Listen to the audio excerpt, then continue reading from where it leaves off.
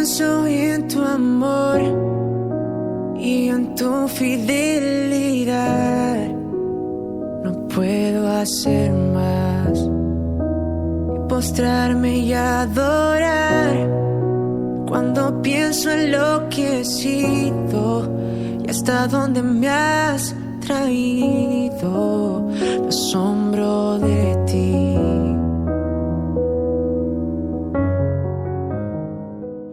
¿Qué tal? ¿Cómo están? Bienvenido a este encuentro con la Palabra de Dios y seguimos compartiendo esta serie de mensajes Social Ed, es decir, educación social. Cómo mejorar nuestras relaciones interpersonales, mayormente con los nuestros, con nuestra familia, nuestros amigos y bueno, poder llegar a madurar en cuanto a relacionarnos de una manera que traiga honra y gloria a Dios y también paz a nuestra vida y a nuestro corazón, porque nadie que se esté peleando está contento, ¿verdad?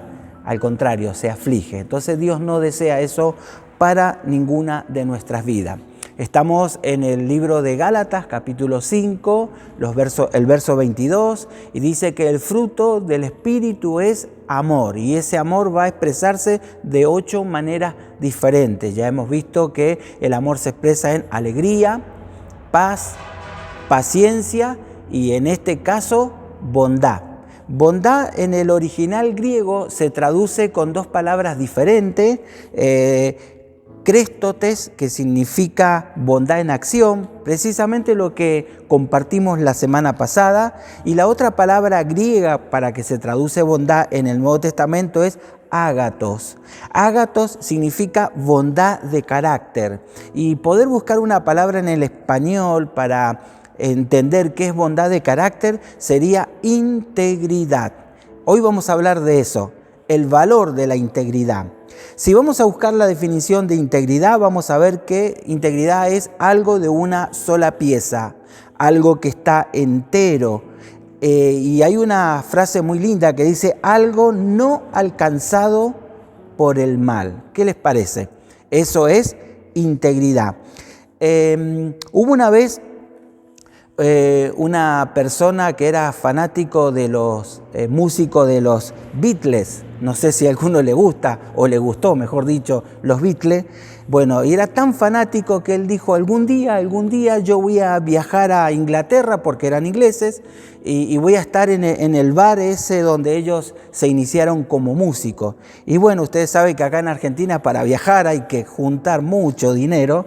Finalmente él pudo juntar mucho dinero y viajó a Londres y fue a una ciudad que se llama Liverpool, ahí donde eran originarios los Beatles. Y fue al bar donde cantaban los Beatles cuando se iniciaron, y se sentó ahí. Como todo argentino, cuando sale al exterior, sale con su camiseta de la selección argentina. Bueno, él se llevó la última, pero la había comprado en el Persa porque es más barata.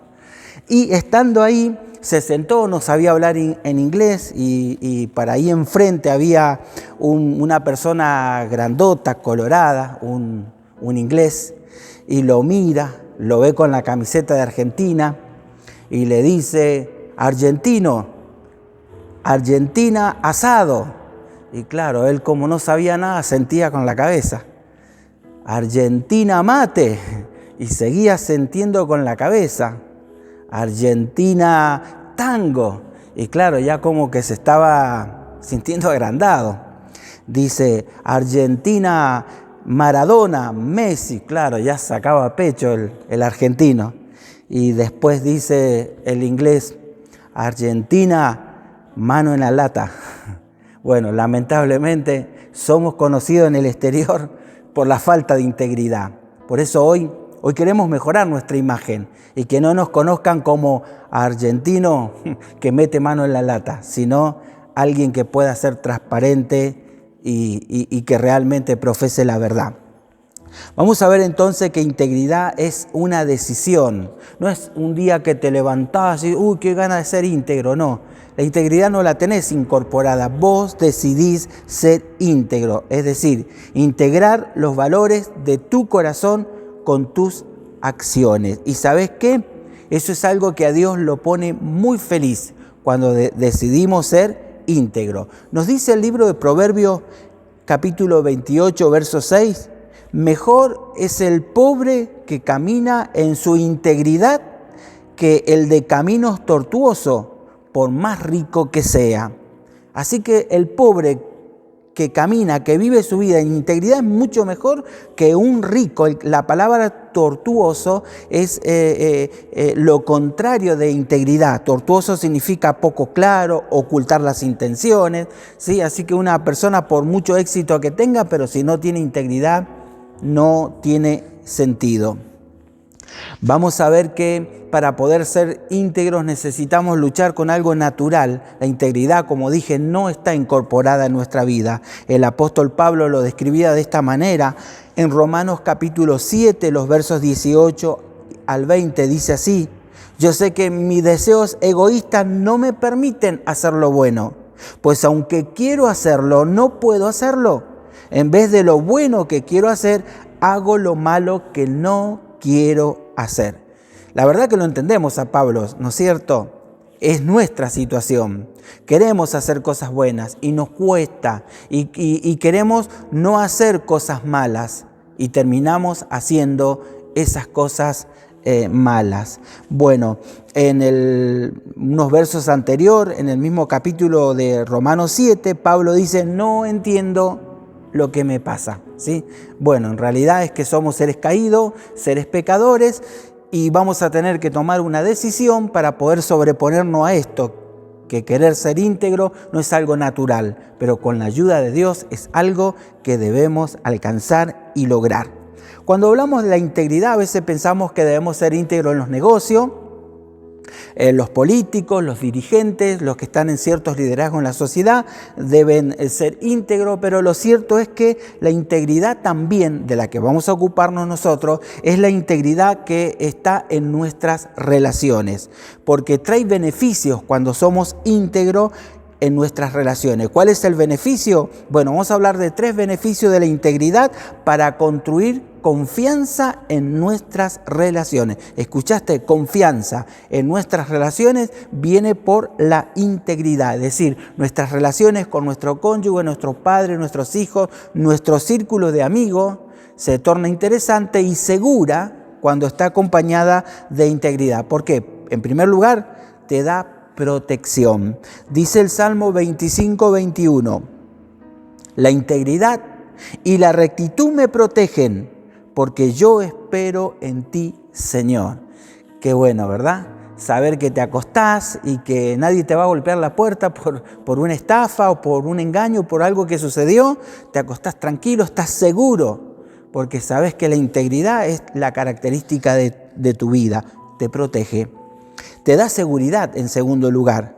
Proverbios 10, 9 dice: quien se conduce con integridad anda seguro. ¿Sí? Necesitamos tener relaciones seguras, saber que el otro no me va a abandonar, no me va a estafar, no me va a engañar. Y esa seguridad la logramos cuando nosotros mismos nos proyectamos a vivir con integridad. Siempre se maneja en la misma dirección, ¿sí? Porque la integridad lo hace andar seguro, está seguro de su vida, sabe lo que quiere de su vida y hacia dónde se dirige. Todo eso lo da la integridad. Y en tercer lugar, da dirección. Proverbios 11:3 nos dice: la integridad guía a los hombres rectos. Como dije hace un momento, hay una dirección clara. No estamos dudando. ¿Qué hago? ¿Lo hago? ¿No lo hago? ¿Voy o no voy? ¿Está seguro? ¿Por qué? Porque la integridad permite que sus caminos sean rectos, tengan una guía recta. Ahora, ¿cómo podemos aplicar la integridad a nuestras relaciones? ¿Cómo hacer esto? Bueno, vamos a compartir algunas cosas. ¿Cuáles son algunas de las cosas que vamos a poder hacer para practicar la integridad? En primer lugar, habla honestamente, ¿sí? No incluyas cosas que no son verdad en tus conversaciones. Vamos a tomar un pastor bautista llamado Martin Luther King de la década del 60, que fue americano, y él dijo muchas frases célebres, y una de esas frases es la siguiente: un vaso medio vacío es también un vaso medio lleno. Pero una mentira a medias, de ningún modo es una media verdad. ¿Sí? Hay personas que le cuesta decir la verdad y se empiezan a enredar y dicen medias verdades. Y esa media verdad ya es una mentira. No alcanza con que digas la mitad de la verdad. Te comprometiste y no sé, te pasó algo en el camino y ya empezaste a inventar unas excusas más para justificarte de tu llegada tarde. Un ejemplo. Entonces empezamos a decir medias verdades y esas medias verdades terminan siendo mentira. Dice Efesios 4:15, al hablar la verdad en amor, creceremos. Al hablar la verdad en amor.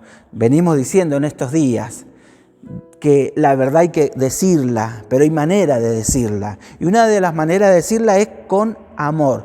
Muchas veces decimos una verdad y es como dar un puntapié, ¿sí? Te han dado un puntapié, como decimos vulgarmente, una patada, ¿sí? Y cómo duele, ¿sí? Y más si en el hígado, ni te cuento.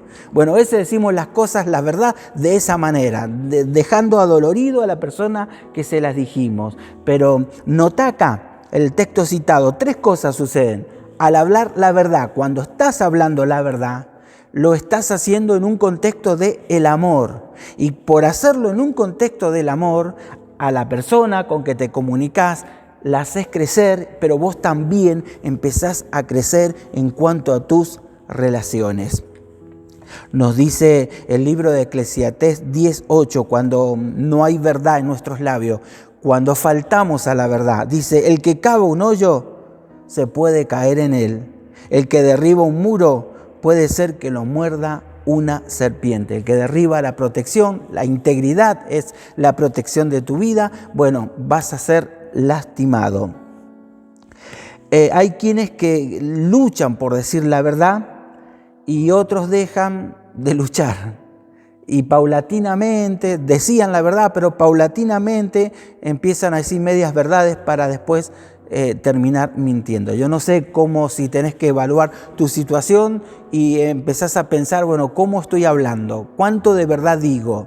Bueno, sería bueno chequearlo, ¿verdad? Y pedir ayuda a Dios para poder comenzar un camino de restauración, que es el camino de la integridad.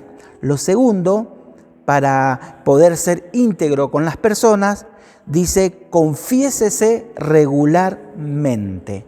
¿Qué queremos decir con confiésese regularmente? Que lo mires al que está al lado tuyo, si lo podés hacer ahora mucho mejor, y decirle me equivoqué. Es algo que tenemos que ensayar, porque nos cuesta mucho decirlo a la hora de tener que decirlo. Me equivoqué. 2 palabras que realmente empiezan a transparentar tu corazón y te empiezan a colocar en una situación de integridad. En el libro de Santiago, capítulo 5, verso 16, nos dice así el apóstol, confiésense unos a otros sus pecados y oren unos por otros para que sean sanados. La pregunta es, según este texto, si confieso mis pecados a Dios, ¿Dios no me perdona? La respuesta es sí. Si confesás tus pecados a Dios, Dios te perdona. Lo que Dios no puede hacer es sanarte. Para que Dios sane tu vida, necesitas confesárselo a otros. El perdón siempre te lo va a dar Dios y a quien tenés que pedir perdón es a Dios. Pero cuando le abrís el corazón a una persona y le decís, mirá, yo estoy haciendo estas cosas que están mal en mi vida, ¿por qué no orás para que Dios me restituya? Bueno, esa restitución es la sanidad. Y ahí viene la sanidad cuando pedís ayuda a otra persona para poder salir adelante. Cuando confesamos nuestros pecados, ¿qué es lo que hay? Es restitución en nuestras relaciones. Nos dice 1 Juan 1:9 para alentarnos. Si confesamos nuestros pecados, Dios, que es fiel y justo, nos los perdonará y nos los limpiará de toda maldad. La puerta, el camino a la restauración está abierta. ¿Qué tenemos que hacer? Confesar nuestros pecados, pedir perdón a Dios, Dios nos perdona y nos limpia y nos enseña a caminar nuevamente en el camino correcto. Lo que tenemos que entender para poder ser personas íntegras, el ambiente donde lo podemos lograr es que hay el mejor lugar, podemos decir, ¿cuál es el mejor lugar? Te lo hago como una pregunta, como ese juego pasapalabras, ¿sí? ¿Cómo podemos darte la orientación a ver si caes? Bueno, son un grupo de personas de 6, 8 o 10 que se reúnen en un lugar privado todas las semanas. ¿Qué es? ¿Ya lo sacaste? Grupo pequeño. Muy bien. Es el grupo pequeño, el lugar apropiado donde podemos empezar a ayudarnos a ser íntegros los unos con los otros. Porque en tercer lugar, necesitamos viva consistentemente. La consistencia es vital en 3 áreas: la imagen pública y frente a la imagen privada. Porque muchas veces llegamos a nuestra casa, si no sé cuál es tu rubro, si sos mecánico, llegás con la valija de herramientas y la tirás ahí y ya te enojaste con todos los integrantes de la familia. Si sos un pastor, revoleás la Biblia y ya te sacaste la corbata, empezaste a los gritos.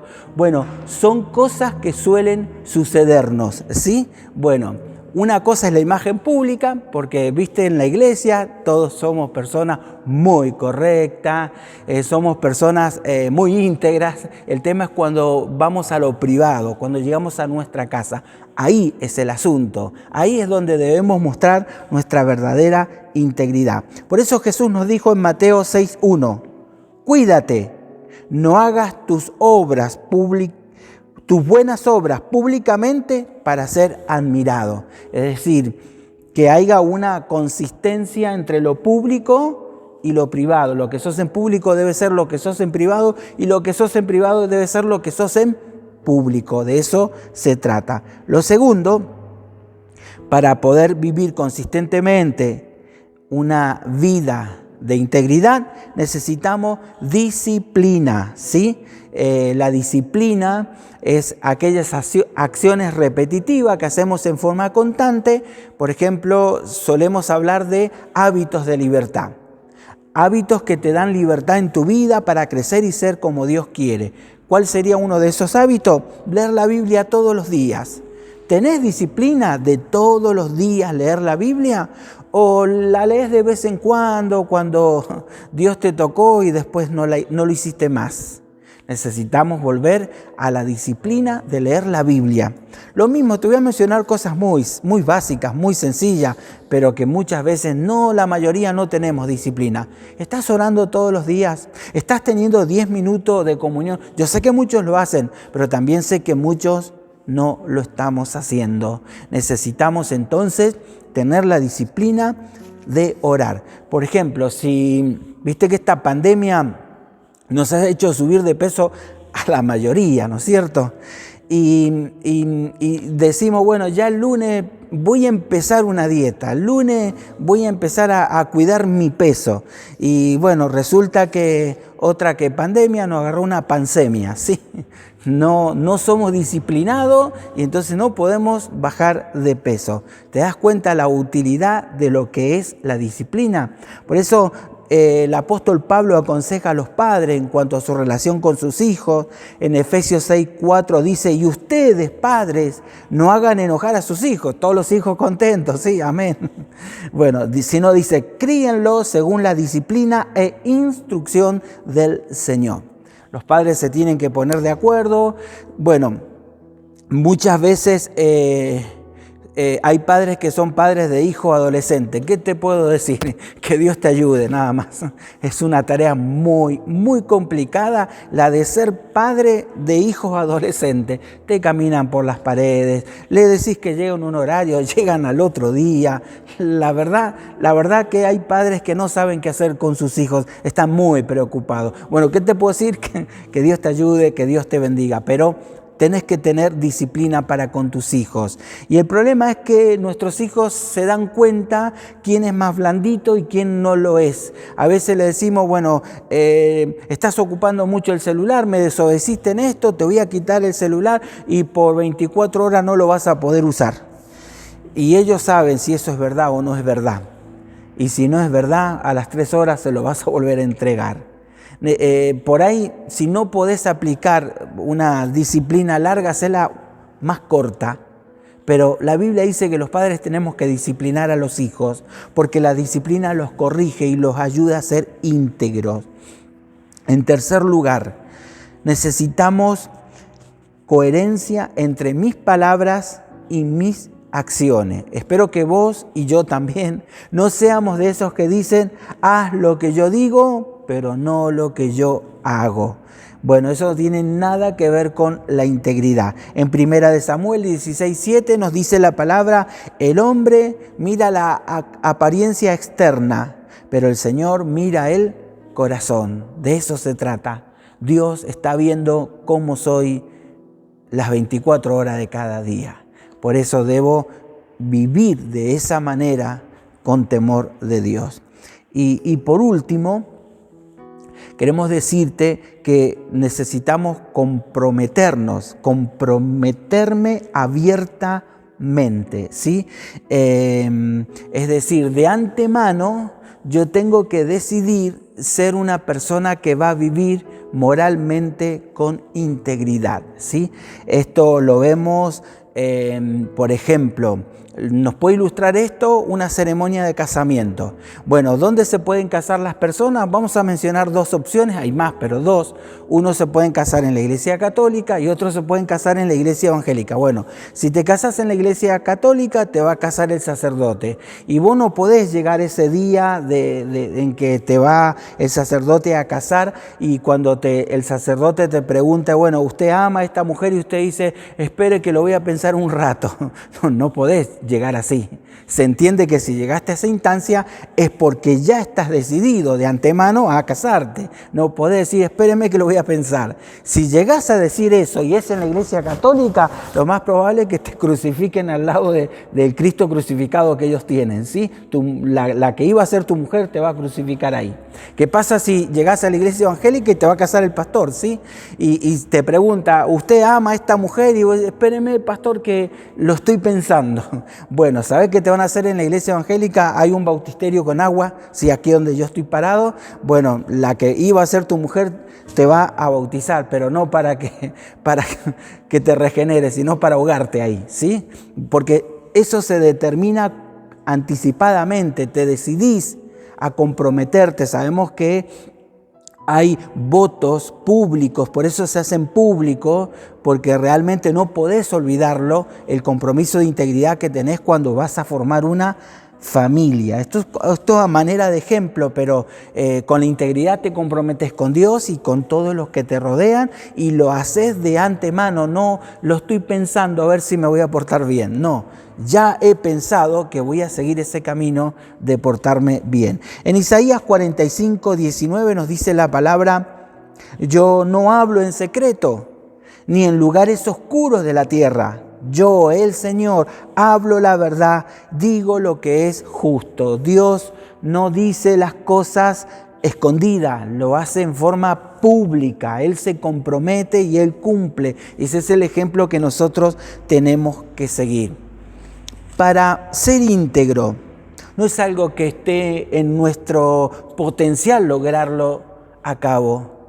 Para poder ser íntegro necesitamos rendirnos al que es íntegro, a Jesús.